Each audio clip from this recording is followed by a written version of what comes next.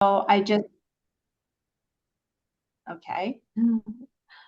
Um, 1 second. I hit okay and I lost what I need. There we go. Okay, good afternoon, everyone, and welcome. Thank you for joining us today. I am Dawn Bruno, Co-Chair VP of Workforce Development at Philly SHRM.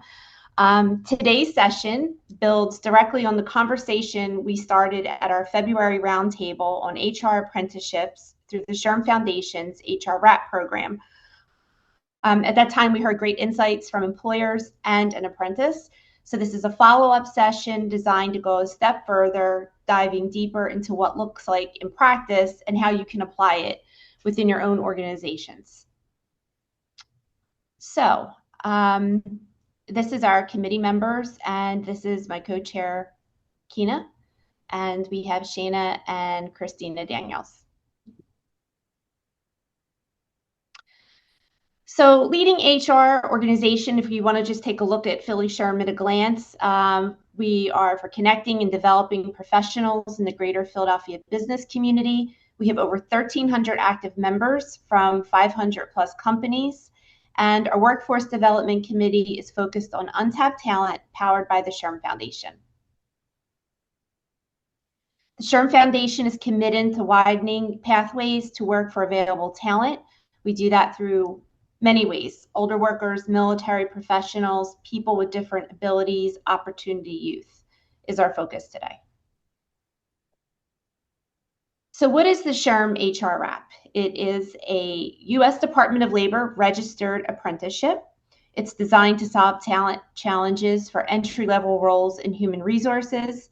It's through paid on-the-job learning, mentorship, structure-related training, instruction, SHRM industry recognized credentials, and Philly SHRM's mission is to expand the HR talent pipeline through education, HR business education, and workforce partners on apprenticeships and HR Wrap. We connect untapped talent in Philadelphia to meaningful HR careers.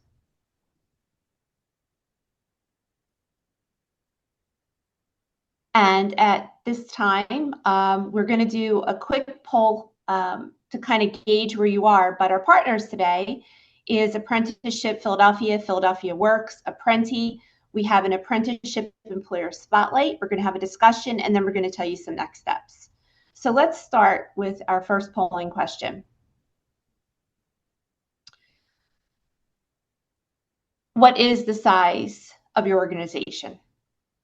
If you can just answer that poll so we have an idea of what our audience is like.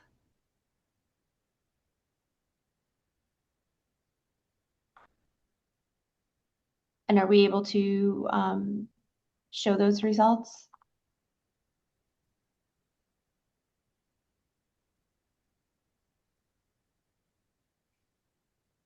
Okay, why don't we go on to the next polling question. How large is your HR team? Oh, there we go. All right. So we have some smaller, 18%. Okay. Okay, our next polling question. How large is your HR team?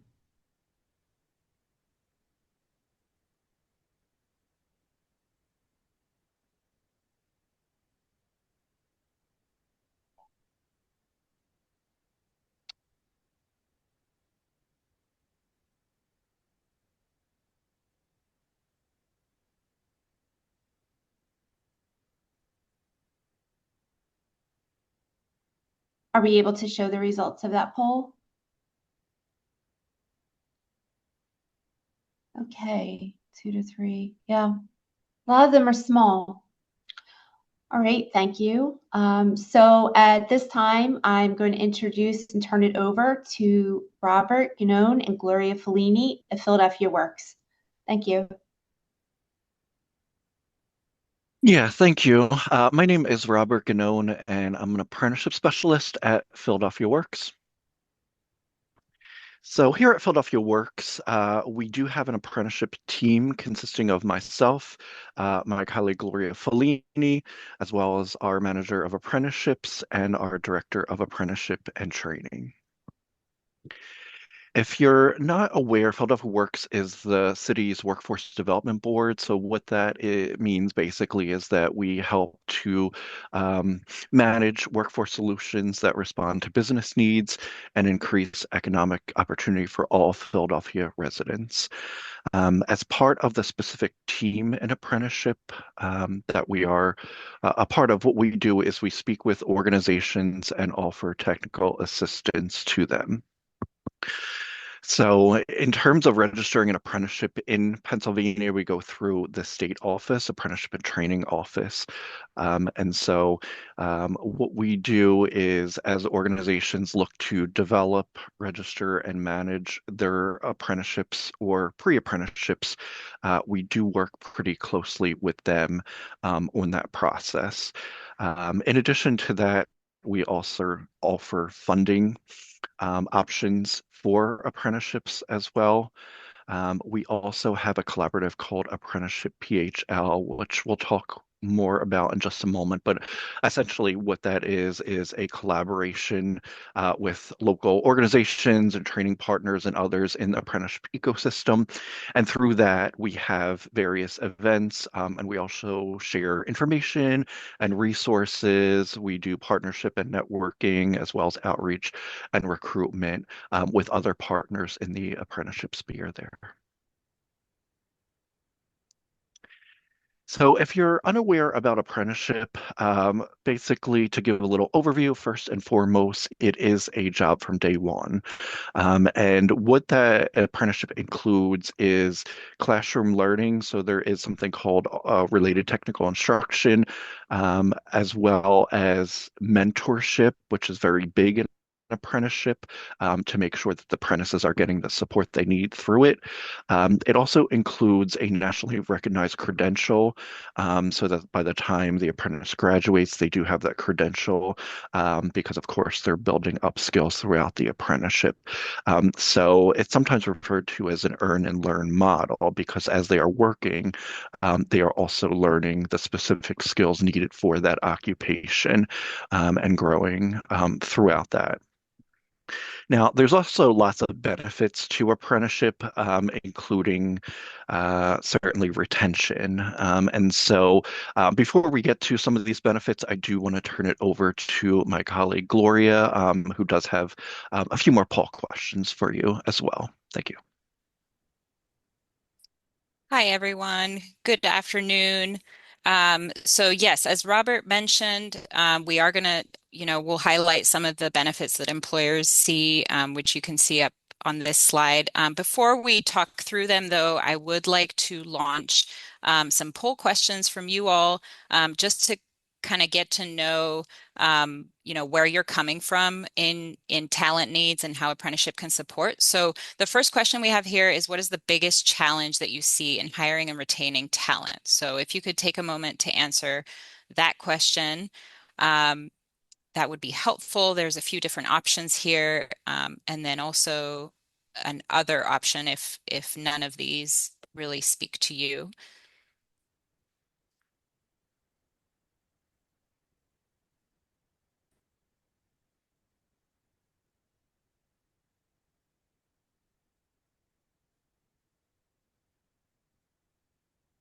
Okay, just give another moment and then we can show the results for that one.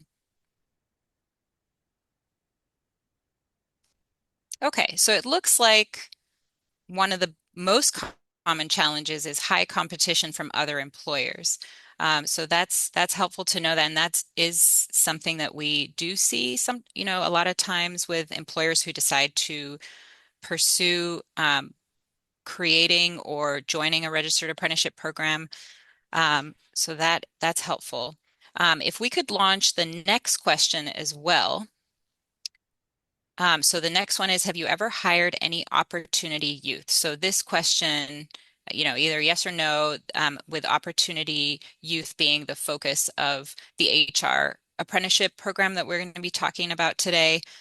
So just interested to see if we have employers in the room now who have already worked with this target population.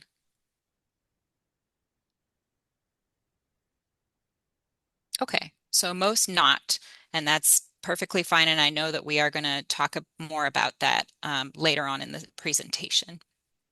And I believe we have one more question, which is, do you expect hiring this year to increase, stay the same, or decrease?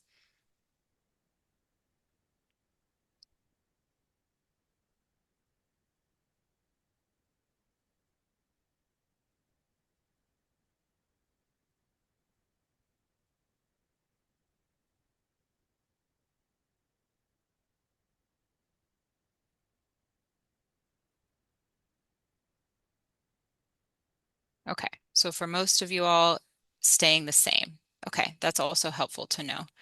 So, um, okay, so in terms of the benefits that we are highlighting right now, these are, so first I just want to point out kind of where we're at with apprenticeships, registered apprenticeships in Pennsylvania. So right now there are over 1,500 registered apprenticeships in Pennsylvania, and that number is growing. I think we're well past that at this point, but I think it speaks to the fact that we are seeing lots of different kinds of occupations becoming formally registered apprenticeship programs. So I think we a lot of times may often associate apprenticeship with the building trades or manufacturing, but we do in fact see a lot of the numbers that contribute to this number here are in different occupations as well. So technology, the one you're hearing about today is in HR, and healthcare is also growing.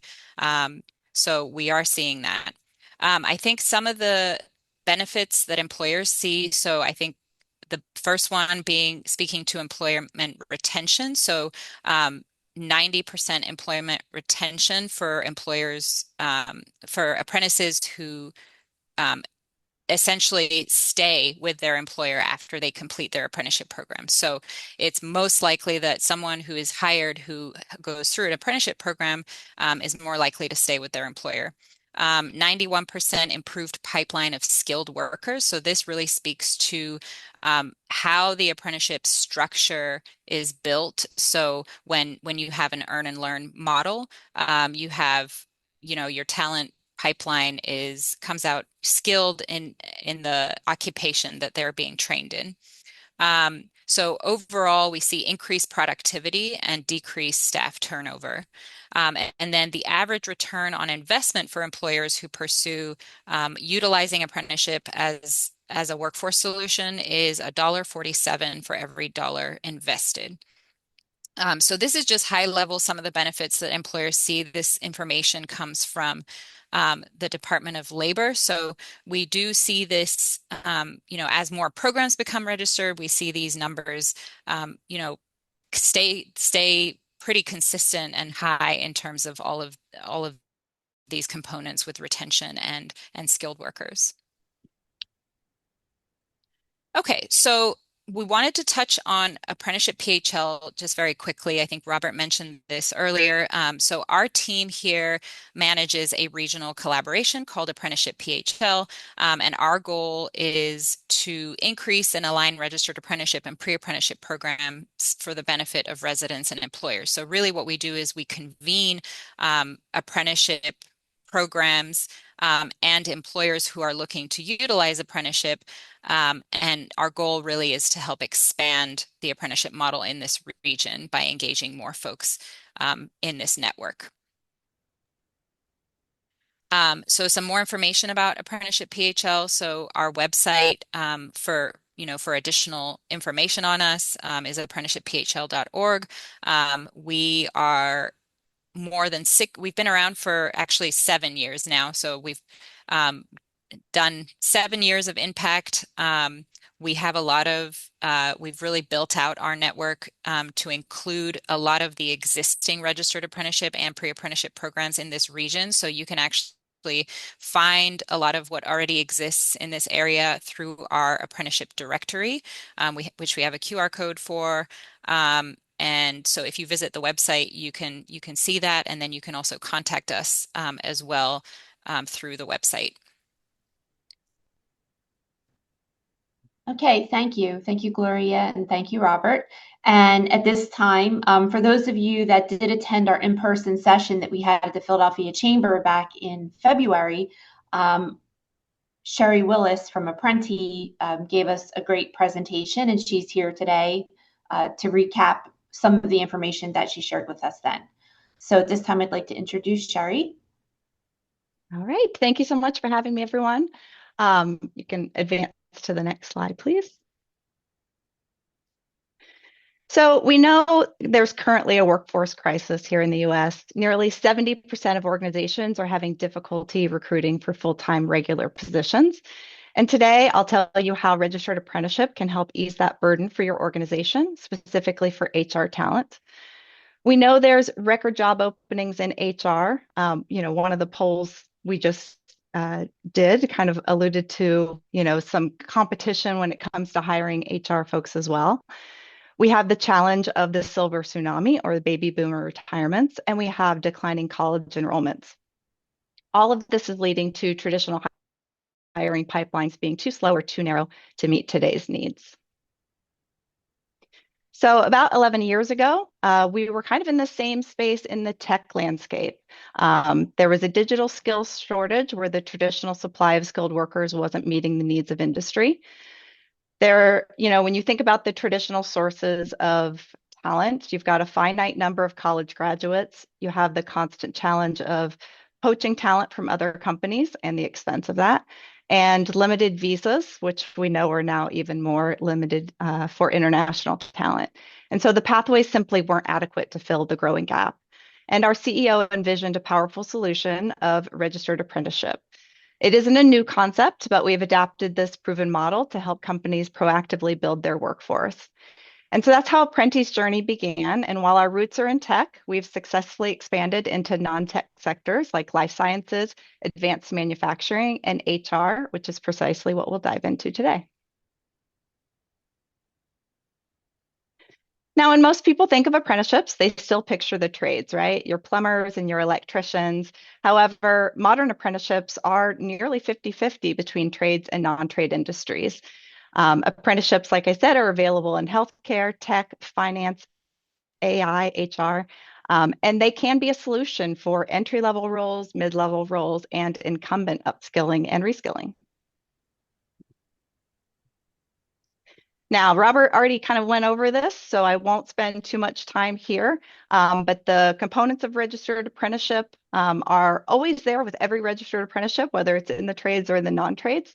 They are industry-led, so programs start because employers and industry have a need, and the companies actively help us design the curriculum and define the skills that are needed for success. They are paid, so they are an earn and learn model, and apprentices earn a living wage from the start with raises built in as they hit their skill milestones. There's two pieces of education included in a registered apprenticeship. There's the formal education or the related technical instruction that really sets the base skills and knowledge required to be capable during on-the-job training. And then the on-the-job training and mentorship is the other part of the education. That's where really about 80% of the learning for the apprentice happens. And so that learning doesn't stop in the classroom. They're constantly learning on the job, and they have formal guidance and informal, invaluable mentorship along the way. Apprenticeships always champion equal employment opportunity, and we work with community partners to ensure that apprentices represent the full makeup of the local population. Quality and safety are always paramount, from the training to the work environment. And at the end of successful completion, apprentices who complete their apprenticeship earn a portable, nationally recognized DOL credential within their industry. Now, I mentioned registered apprenticeships are both a way to upskill and reskill and bring in net new talent. So this is kind of Apprenti's model on both of these pathways. In the incumbent model, employers simply select the staff that they would like to have join the apprenticeship. An apprentice enrolls them and starts them on their journey of the apprenticeship. When bringing on net new talent, Apprenti has a pool of candidates that we have sourced, screened, and assessed that we can provide to you at a 2-to-1 ratio. You then get to interview them, select the candidate you'd like to extend an offer to, and then they start their employment with you. They also begin their apprenticeship journey.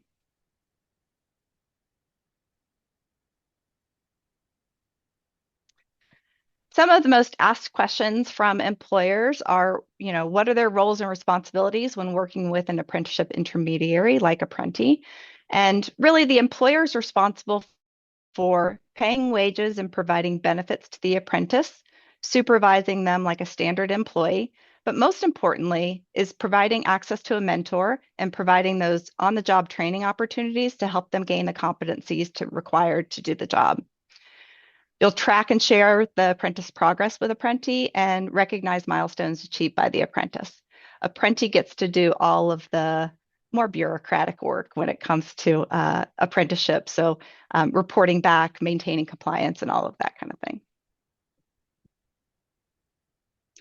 This slide is an example of companies that Apprenti has worked with in the past that utilized this method for incumbent upskilling. So you'll see here we have folks that were reskilled from fulfillment or warehouse worker roles into tech roles. And this is an area where we've seen a lot of success for HR folks as well. HR, as I've been talking to organizations, HR employees tend to sometimes fall into an HR role. They started as an executive assistant or as an office admin and ended up transitioning into the HR department, but never had that full learning of all of the aspects of HR. So an apprenticeship is a great way to kind of round out their full knowledge of human resources. This next slide is some examples of real apprentices that have come through the Apprenti program that were net new to the employers that they joined. And you'll see they've gone from, hourly jobs, veterans that have transitioned out of the military, unemployed, into some real life-changing roles for them.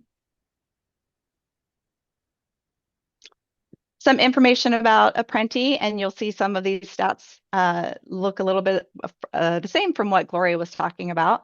So we have an almost 90% retention of the apprentices. And when you compare this to interns, which is only about 40% of the time our interns retained, there's a real advantage to bringing folks in through registered apprenticeship. The average age of our apprentices is about 31. And we kind of highlight this just to show you that these are not new to the workforce type of employees. They bring life experience and work experience, and they're able to use those transferable skills in their new career. And then 75% of our placements at Apprenti have come from untapped talent groups, which we're very proud of. Now let's talk specifics about the HR Registered Apprenticeship Program. So SHRM Foundation started this program about 4 years ago, and along the way realized they really did not want to be in the business of registered apprenticeship and administering the Registered Apprenticeship Program. And so they partnered with Apprenti about a year ago. We were able to take kind of the bones of what SHRM Foundation started and really package it into a bundle with a lot of value add for the apprentice. So for their formal training or related technical instruction, we're utilizing 2 pieces of learning from SHRM. So that's the SHRM Essentials of Human Resources and the SHRM Certification Prep System. The training is asynchronous, so it's flexible and self-paced. And we expect apprentices to complete this core learning within about their first 6 months of the apprenticeship, which is about 5 to 6 hours per week for dedicated training. Another key component is a full year of SHRM membership, which extends their professional development in the world of HR. And finally, a significant benefit, apprentices also receive an exam voucher for the SHRM CP certification. So this certification we found as we started our partnership with SHRM is a huge draw. It's a major reason individuals themselves want to be part of the program. Because the CP exam is behavioral based, the synergy between the structured classroom learning and their hands-on on-the-job experience creates a powerful pathway to successfully earning that certification. The duration of the program is about 1 to 2 years. It's competency based, so the pace is really set by you, the employer, and the apprentice. And at the end of the program, of course, they receive their DOL certificate upon successful completion.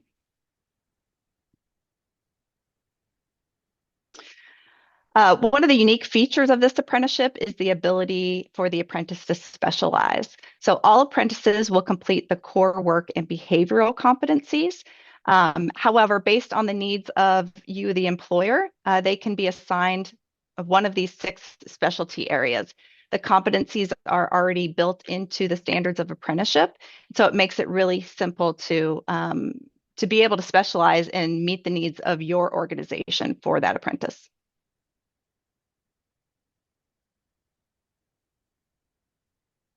So Gloria talked about the ROI of apprenticeships. For every dollar invested in registered apprenticeships, employers see a return on investment of $1.47. This return on investment is really seen in reduction in recruitment costs, higher productivity, and higher retention rates. The standard program cost for the HR registered apprenticeship program through Apprenti is $5,000, but through SHRM, we can extend a preferred partner rate of $3,500 per apprentice. Now, as you can see on this slide, by SHRM's own reporting, the average cost to bring on a net new non-executive employee is $5,475. So you're already seeing almost a $2,000 cost advantage there. But in reality, what we're trying to get across is that you can train and develop your talent for less than the average cost of hiring through apprenticeship. Another way to look at the cost savings is through salaries. So apprenticeship wage schedules are typically 70% from that of a typical journey worker rate, or the rate in which you would bring in a fully trained HR specialist into your organization.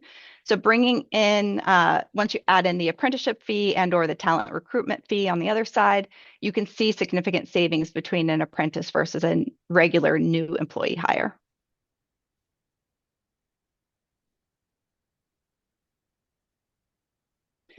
So the core question, why an HR apprenticeship? So the answer lies really in several powerful advantages for both the employer and the next generation of HR talent. It's helping you boost in productivity and keep your best people. When you train apprentices with your specific needs in mind, they become incredibly effective at addressing your business's unique HR landscape.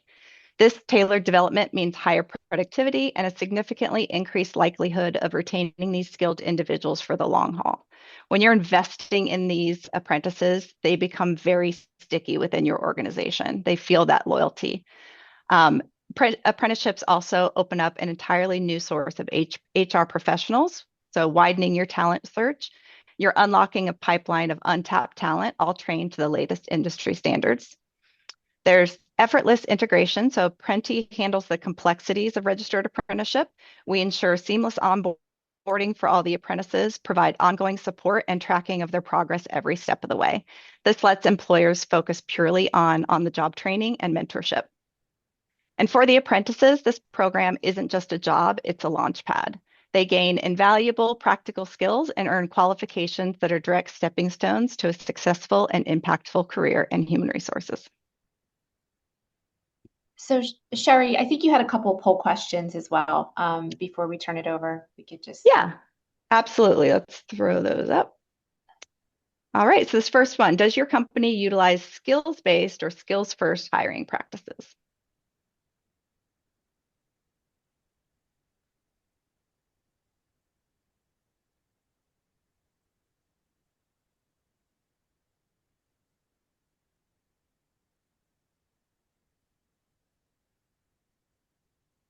All right. So great. That's fantastic. We love to see this shift in industry in hiring for skills-based. Fantastic. All right, and my second question. Which entry-level HR roles are hardest for your organization to attract and retain?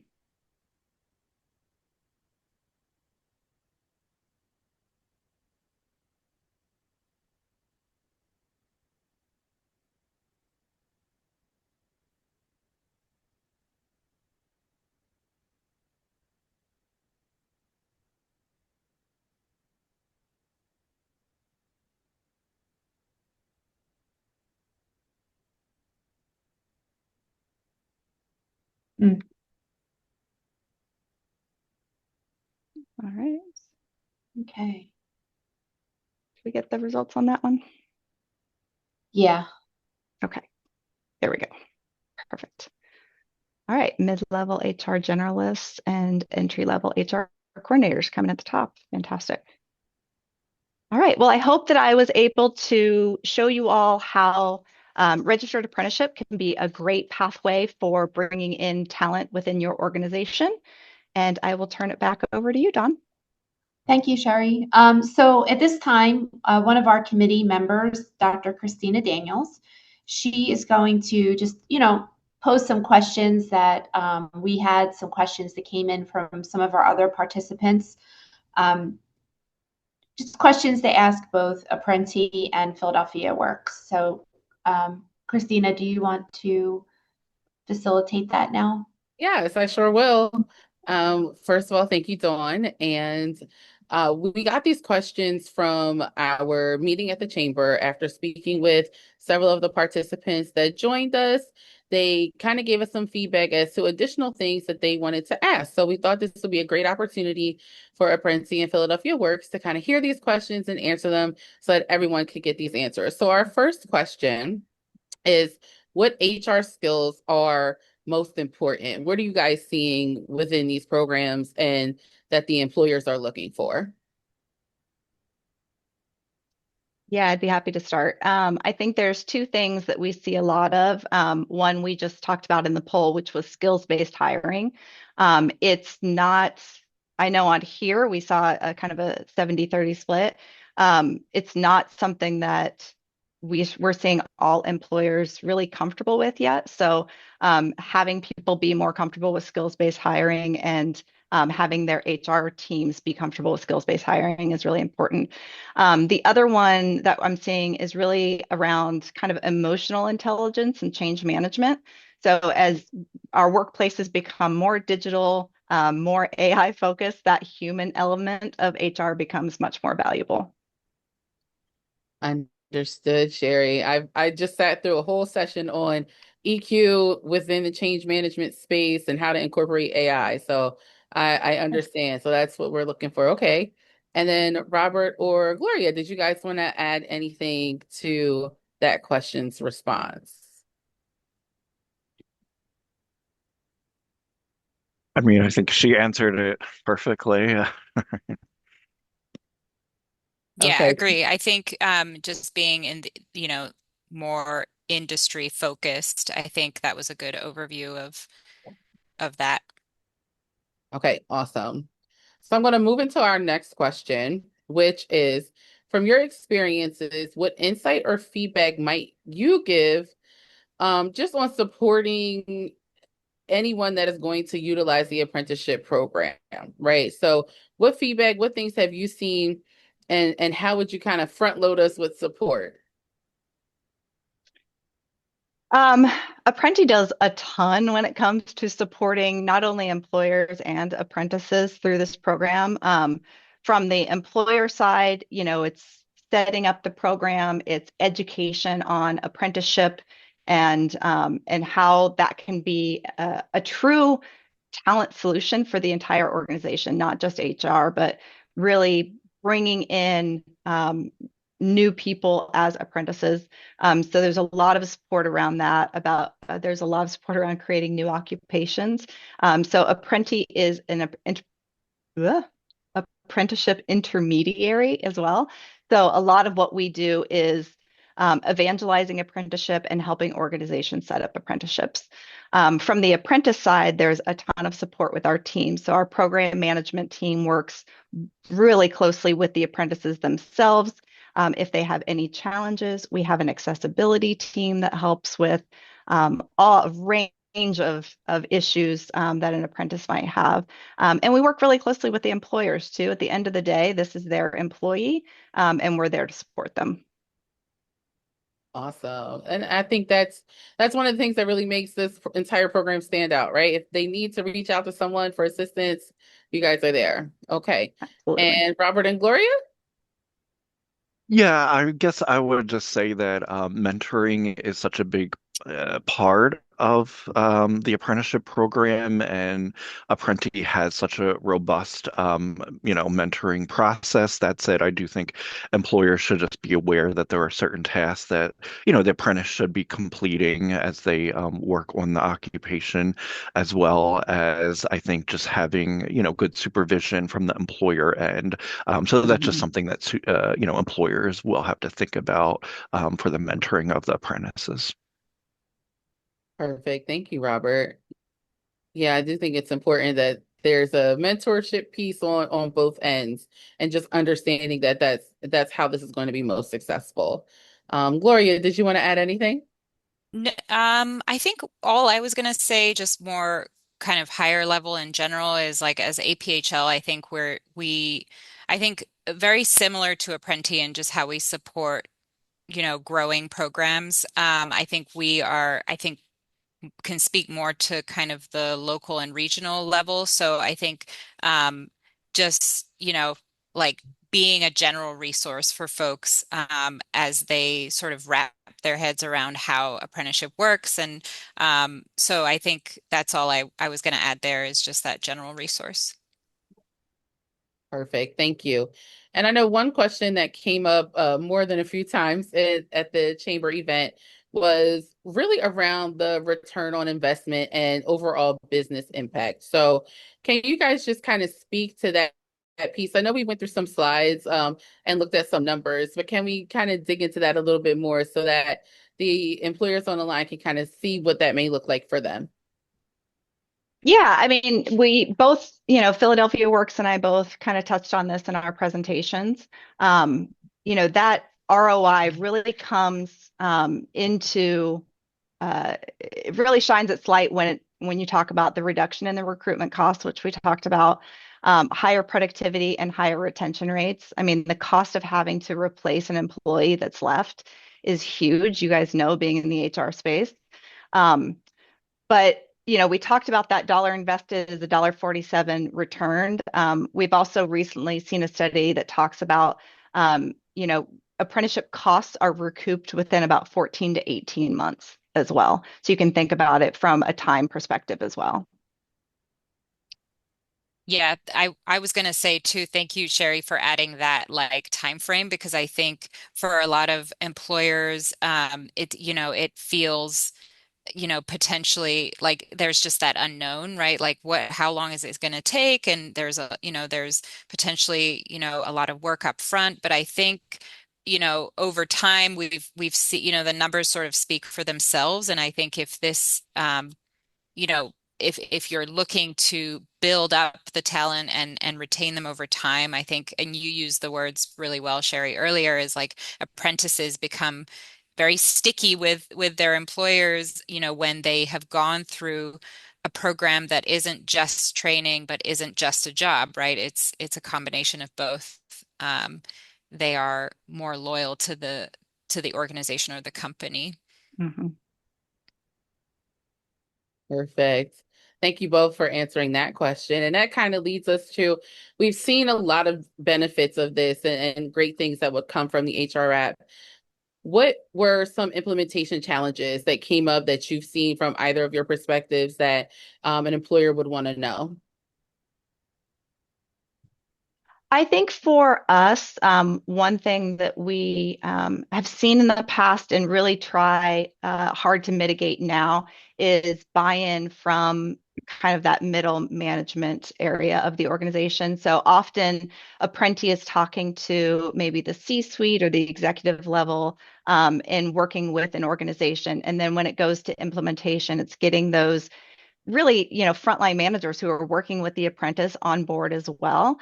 And so, getting that manager buy-in, helping them see the benefits of registered apprenticeship, providing mentorship opportunities as growth opportunities to employees, makes the implementation much easier.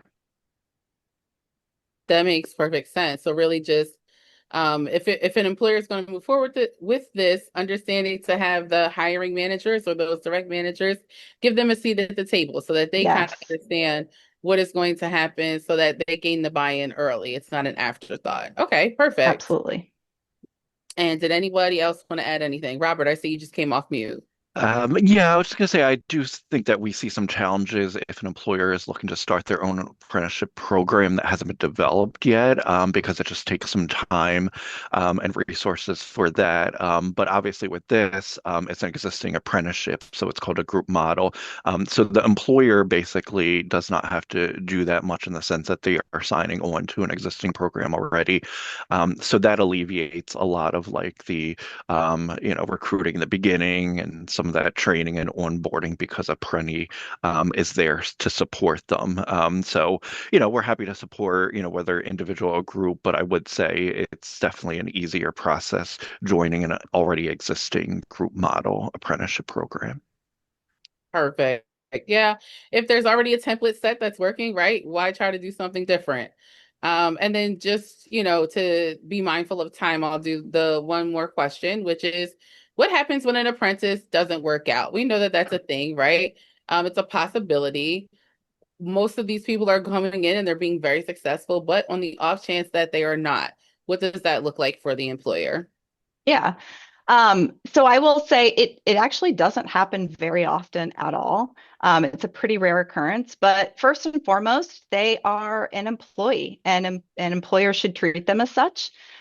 In my experience, on the rare occasion apprentice doesn't work out, it's usually for the same reasons a regular employee might not work out. Life circumstances, death of a family member, relocation of a spouse, illness, etc. And so the risk really is about the same as a regular employee when it comes to an apprentice. But like I mentioned earlier, the cost of a failed hire is almost always higher than the cost of managing an apprenticeship program. Thank you, Sherry. That makes sense. That makes sense. And did anybody else have anything to add to this discussion piece before I send it back to Dawn? Can I Okay. add one more thing, Christina? Sorry.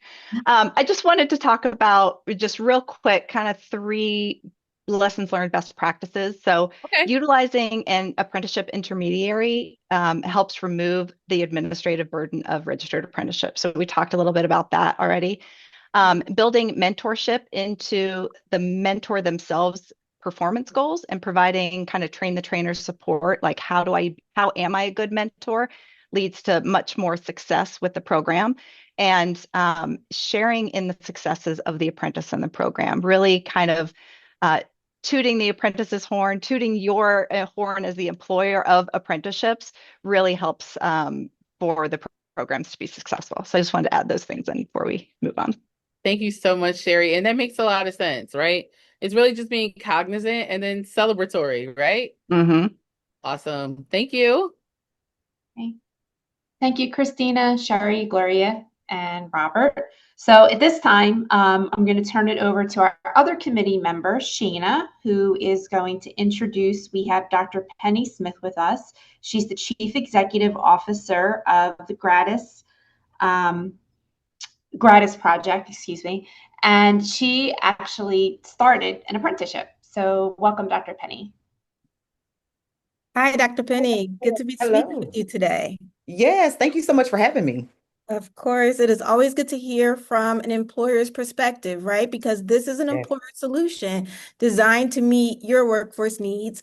And because apprenticeships is such a amazing solution, and I think it also not only helps meet an employer needs, but also helps to get reach untapped talent and provide them with a pathway to a career that they might have otherwise not had the access to, right? And so Yes. that's all in your mission statement is also about reaching those special populations and helping them reach economic mobility and stability while also meeting your employer needs. So a win-win solution. I'm a huge supporter and believer in apprenticeships. So I'm really excited to hear more about how it's working for you.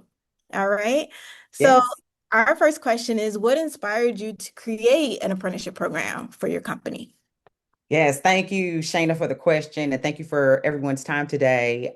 So Gratis Project is the sponsor of two apprenticeship programs located in Tennessee. So we're in the Memphis, Tennessee, serving the West Tennessee area.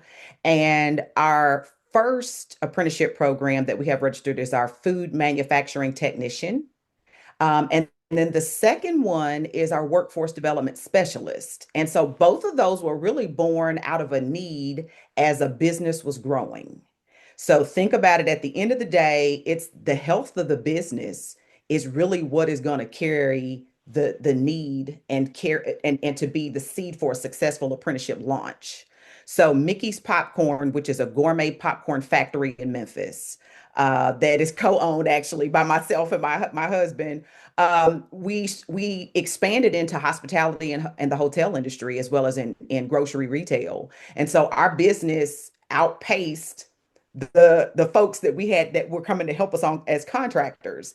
And so as a result of that, we started to develop a paid transitional employment program. So this started as a business that was growing fast. It was growing so fast that we couldn't just hire a group of 10 full-time people at the time. So we needed to figure out a way to pace ourselves towards hiring individuals. And the apprenticeship model was the way to go. So as I recall seeing some of the poll entries, you don't have to be a Fortune 500 company to start an apprenticeship program. You can be small.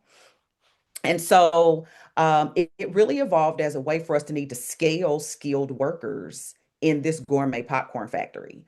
And so we wanted to ensure that we were approaching special populations. So we've tapped opportunity youth, youth aging out of foster care, domestic violence survivors. And as we were partnering with these different agencies that were trying to help find, they were trying to rehouse these populations and they were trying to get them employed, gainfully employed. What we realized is that a lot of times their staff were coming to ask us questions about how do we help them get jobs? So we realized that some of the staff that are really more social workers, case workers, case managers, didn't have the understanding about the connection of how to connect someone to the labor force. So we also registered the workforce development specialist because they kept asking us to help them. So we wanted to like figure out a way to kind of have a formalized curriculum to be able to support our partner agencies who had social workers and case managers that really just didn't understand how to navigate the workforce development system and the labor force market. So that was really kind of what inspired us to get it started. Wow. So you were like building your own solution while also helping others gain a pathway to careers while also just being amazing. So that is, again, leveraging the apprenticeship model in a way that was economical for your company as well, right? Versus just Absolutely. hiring 10 full-time employees, with hiring apprentices is a more affordable model as well for employers. So a win-win for Absolutely. everyone involved. And Absolutely. amazing, amazing. From your perspective, what makes apprenticeships a more effective pathway than, again, just hiring that traditional talent? I would say that for us, for us to think about for our frontline workforce to try to compete with a larger company for a college educated student was just an uphill battle. We weren't going to be able to compete with those salaries. Right. And so the other thing is that typically traditional and I'm an ex higher ed professional as well. That learning is front loaded and theoretical. And apprenticeships, it's embedded learning. Yes. So there's opportunities to give instruction, application, and to allow the person to grow their skills as they're receiving related technical instruction. And so that's how we ended up structuring our program. And I think you're going to talk about structuring, but for us, it was important because of the population we're recruiting. We ended up structuring a pre-apprentice. What we learned is that many times individuals who are a part of underestimated populations, like I just mentioned, they're a DV survivor, they're opportunity youth, aging out of foster care, pregnant and parenting, first-time moms, single moms. They haven't had the opportunity to go through any kind of to go through a robust career navigation process and to become career aware.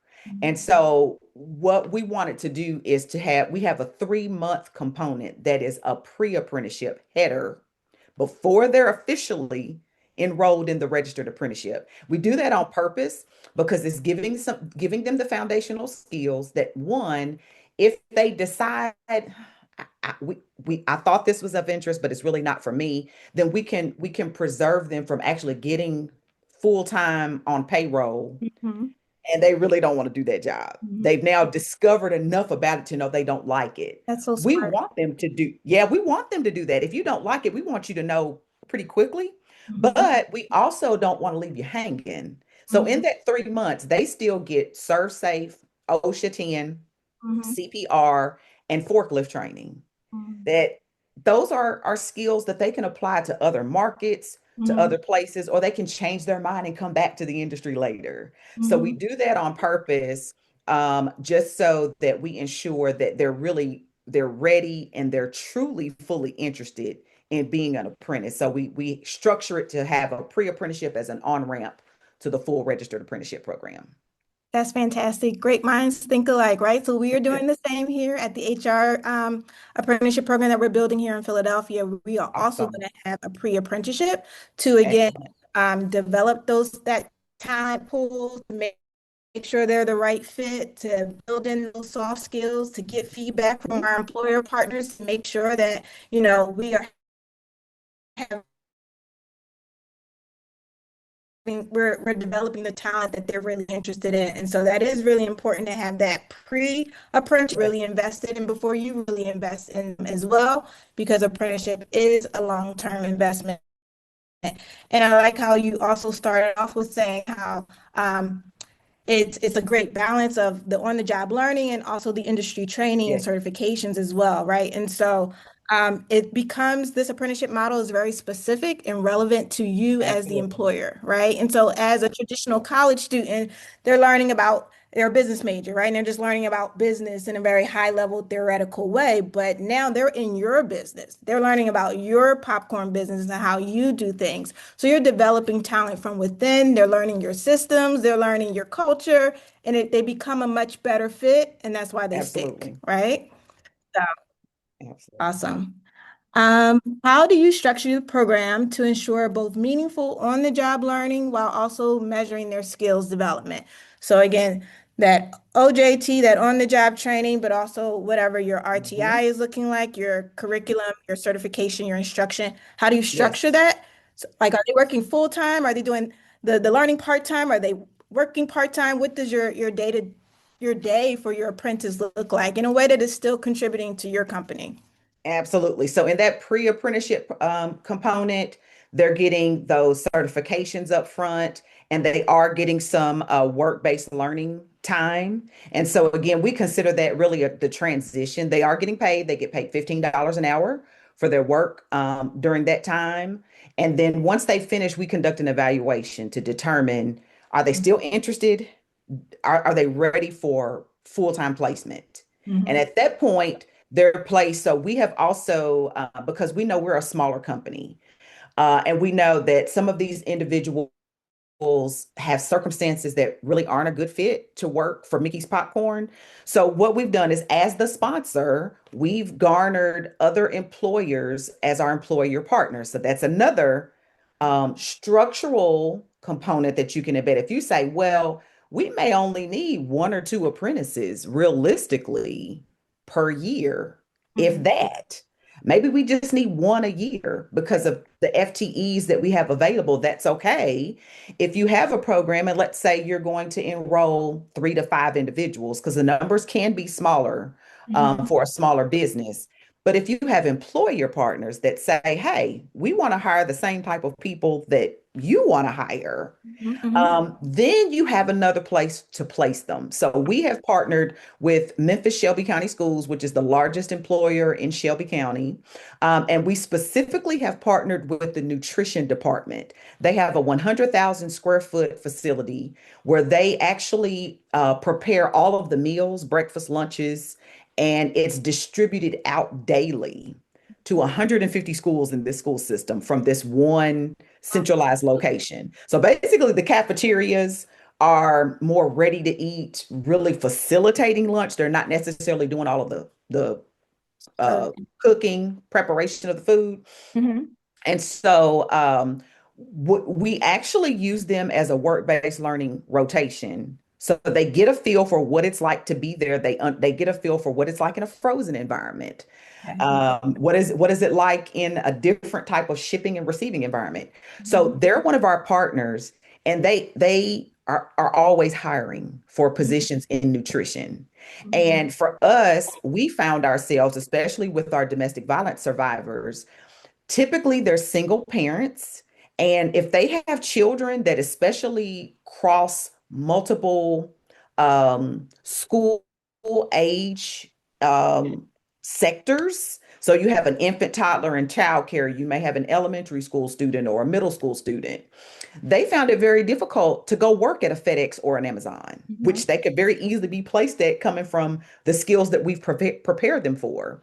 Mhm. But we call it earn while they learn. So Mhm. now we have an employer partner, which is the school district. So Mhm. now you can go work in the nutrition department. Their hours are the same as the school hours. Okay. So Mhm. now you've got a single mom with school age kids that has an opportunity to get a job because she Mhm. can't work second shift. She can't work third shift, which is typically where you find if you're going to go work at a Hershey's or a Tyson's plant. Mhm. And so that's the model that we've established. So we've developed partnerships Mhm. with other employers that can really meet the employment needs of the population that we serve.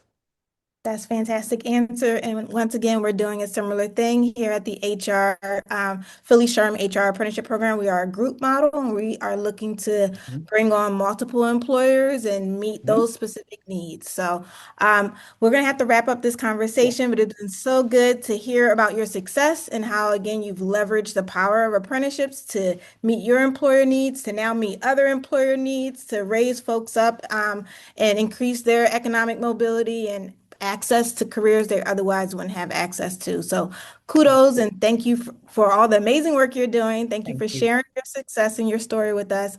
I'm going to turn it back over to Dawn to wrap us up and close us out. Okay, Thank thank you you. so much, everyone. I have a couple more quick poll questions.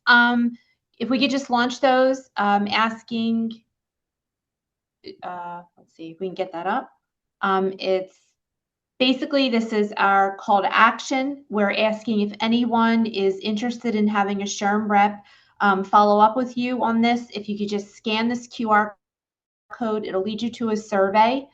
If we can get that final poll question up, that'd be great. And I Are will you guys continue seeing? talking until we have that. Sorry, it's saying that you're still seeing the last poll, but I don't see that poll. No, I don't see the poll question. Yes, Now we have it. yeah. Yes. Okay. So based on what you heard today, do you think that this model could be a good fit for your organization? Would you like to learn more? Or B, this was great information, but probably not a good fit for us at this time. Our call to action is if you could kindly scan the QR code. If you would like someone to get back to you with more information, we have a deadline of May 7th. And just a couple of other things that I just needed to note before we go. If you give me 1 second here.